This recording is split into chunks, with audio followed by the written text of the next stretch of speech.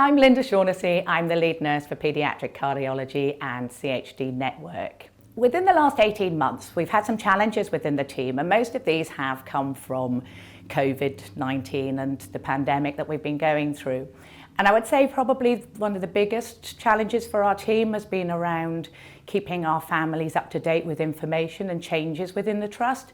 And probably the biggest one for that has been our visiting policies. And I guess it's been a challenge, but it's also been a positive thing, is that we've increased our virtual presence with having some virtual clinics as well along the way. I've been really proud of our team and how they've adapted to these challenges. We've been working in various different ways and we've had to make changes quite quickly. So as mentioned, with things like the increase in our virtual capacity, so pre-COVID, we were doing telephone and email consultations with patients as well as face-to-face consultations. But now we're doing lots of virtual clinics and using platforms such as the Attend Anywhere platform.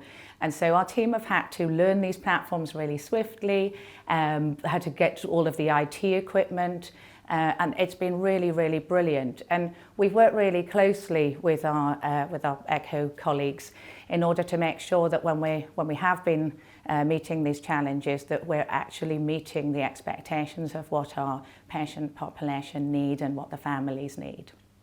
So it has been a difficult time, as I said, but our teams have been amazing, and they're constantly coming up with great ideas of how we can improve things. And this has meant that we've also had some difficulties with how we communicate with each other, but the team have been amazing, and they've made sure that they keep in contact with each other on a daily basis via telephone or via virtual platforms, have supported each other.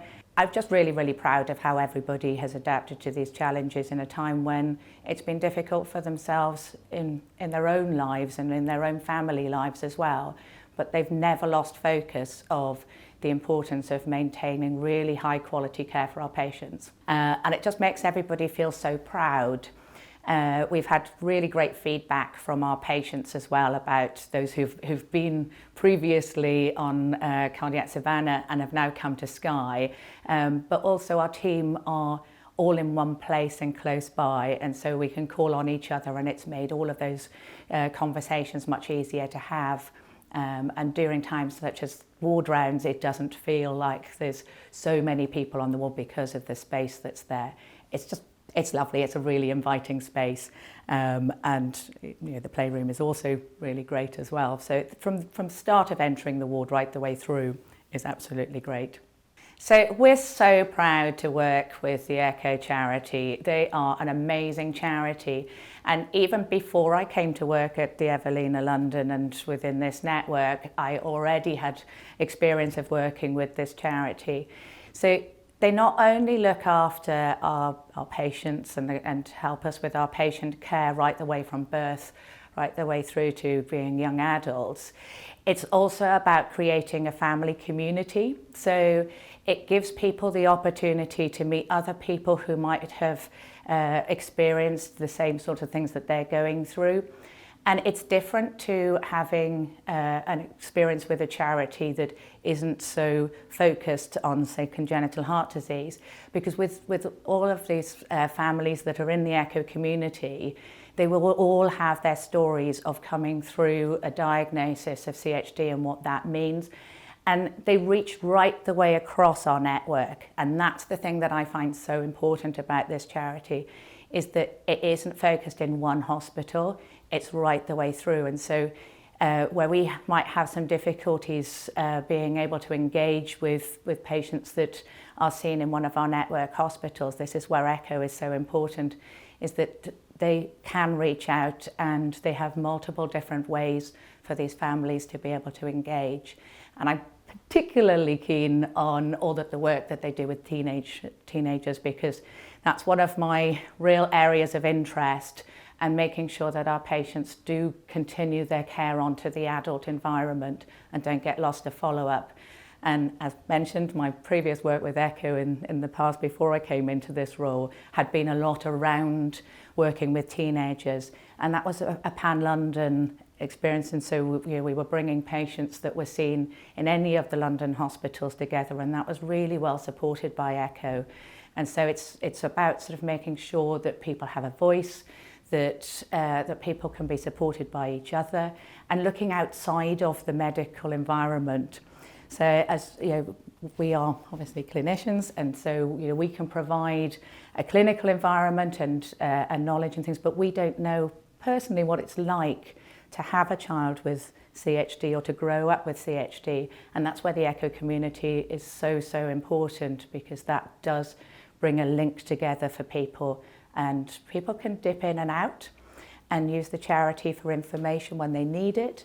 They can connect with other families when they need it, and know that it's also supported by the Evelina London and our network. So as I say, we work so closely together that I just, absolutely think the charity is brilliant. Thank you, Lynda. That was very insightful. Now I have a few questions for you from the ECHO community. So we all know how important the transition phase is. Can you tell us why you're so passionate about this phase? So the main thing with transition is that there's actually sort of two phases really within transition. So there's the transfer phase, which is where we're moving patients between the paediatric and adult departments. And that is really important, because what we don't want is times where there's lapses in care. Mm-hmm. So we want to make sure that our patients move between the two departments and that they turn up for their first appointment in their adult centre. That can be quite tricky. It sounds like it's really easy, but actually when you're moving between a paediatric environment and an adult environment, it's things like the letters will go to the young person rather than to the parents. So whereas parents might have been always used to receiving the letters, making the appointments, making all the telephone calls, but at a time when actually you're quite vulnerable as a young person, all of that changes and goes to the young person. So that's the sort of the main reason why we're very focused then on making sure that patients do turn up in the adult service, because we want to make sure that they don't have times, if they're not going to the service, where they become unwell and they're not in a centre where they can be treated at an appropriate time. So going back to the sort of transition side of things, that's a period of time where we're actually educating patients and their families, so getting them used to those new changes that are going to come between the paediatric and adult services. So it's not all about sort of, and I think sometimes people think that when we move them to an adult service, suddenly parents aren't allowed in the room or they're not allowed to be involved. That's not the case. So when does the phase start, if you like? When do you first start to talk about families and children about this important part of their journey? So the guidelines and the sort of standards that NHS England give us are that we should be starting these conversations no later than at the patient's 12th birthday. So it's quite early on, but actually I would personally say we should be starting this at the point of diagnosis, because we know all our patients are going to need to have adult care. Mm-hmm. So if we're working with the families and the young people all the way along and keeping them informed of what their diagnosis is, and we work with the young people, even as young an age as 4 or 5, you could be saying, you've got an appointment in a week's time, and not sort of just holding that information just in the adult group. So by the time they become sort of 12, 13, they actually know a lot of this information, and then really what we're doing in that phase then is talking to them about healthy living and how to live with their heart condition. So for me, I just think that whole sort of transition phase is such an important part of a young person's journey. I mean, adolescence itself is difficult. It's a challenge in itself.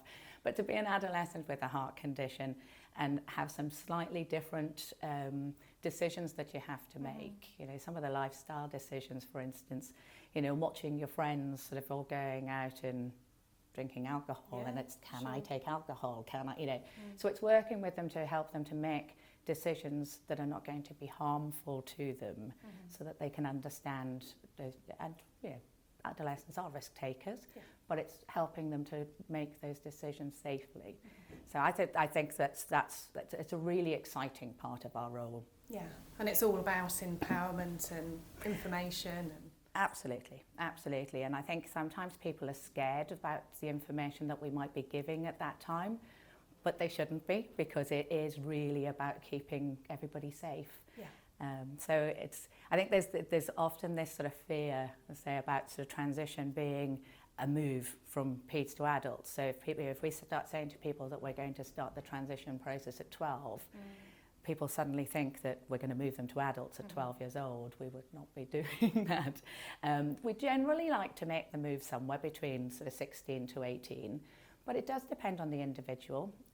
It depends on whether they're ready, whether they feel empowered, but it also depends on where they are in their treatment as well. We don't sort of, if we've started a treatment process in peds, we wouldn't just push the person over to adults halfway through a treatment process. So it's very, we work it out on an individual basis with the families included in that decision as well. excellent, thank you. That was really interesting. Slightly less serious topic. Daisy, age 7, would like to know which superhero you would be. So I would most definitely want to be Wonder Woman, but the 1970s Wonder Woman, because that's the Wonder Woman I grew up with, and it was the actress was called Lynda Carter, so being called Lynda, I would definitely need to be Wonder Woman. I also used to love, she used to have these wonderful sort of hands and sort of, and she could spin around and change her clothes, and I think, I would love to be able to do that. That's a definite talent, isn't it? Yeah. And she always looked amazing, even when she was running, whereas the minute I start running, I look like a human tomato, and I'm bright red and sweaty. So yeah, she always managed to look amazing whilst being a superhero. So probably slightly shallow, but definitely would want to be Wonder Woman. Excellent. And have you had any jobs in the past or hobbies, activities that you think would shock the echo community or surprise them, not necessarily shock them? Probably a bit of a surprise, really, is that for 5 years I worked part-time in Egypt at the Aswan Heart Centre, where my role there was as the Director of Nurse Education, and I used to go sort of 1 week a month whilst working in the UK in congenital heart disease for the rest of the time. But my role was to essentially set up a hospital, train staff, so that we could have a congenital heart disease community in Egypt, which we successfully did.